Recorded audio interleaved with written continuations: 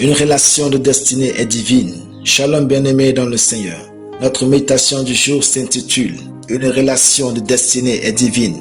Nous lisons dans 2 Samuel 9:7 qui nous dit ceci. David lui dit « Ne crains point car je veux te faire du bien à cause de Jonathan ton père. Je te rendrai toutes les terres de Saül ton père et tu mangeras toujours à ma table. » Alléluia.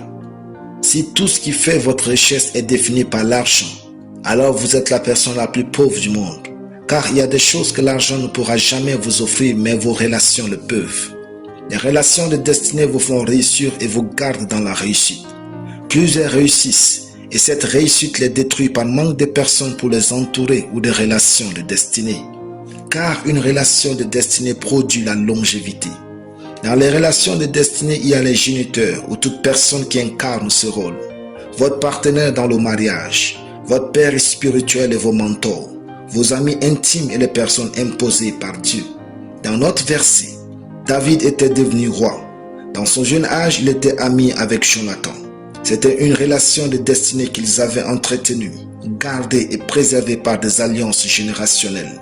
1 Samuel 20, 12 à 17. Mais Jonathan meurt plus tard et David dit « Reste-t-il encore quelqu'un de la maison de Saül pour que je lui fasse du bien à cause de Jonathan » 2 Samuel 9, 1. La miséricorde de David tomba sur le boiteux Méphibosheth. Il fut donc cherché et trouvé. David lui dit « Ne crains point, car je veux te faire du bien à cause de Jonathan ton père. Je te rendrai toutes les terres de Saül ton père et tu mangeras toujours à ma table. » Ainsi Méphibosheth eut une meilleure vie à cause de la relation de son père Jonathan avec David. Comme quoi, les relations sont une monnaie dans la vie. Elles ont le pouvoir d'enrichir nos vies et celles de nos postérités. La relation de David avec Jonathan était la clé de la richesse et de l'abondance des enfants de Jonathan dans le futur.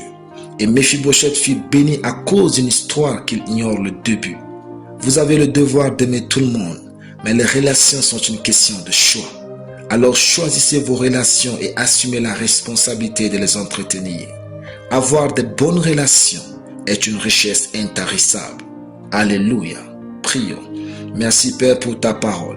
Je déclare que des relations de destinée sont tissées avec sagesse dans ma vie au nom de Jésus. Amen. La lecture biblique en une année, 2 Rois chapitre 16 à 2 Rois chapitre 20. Soyez bénis, c'était le pain du ciel.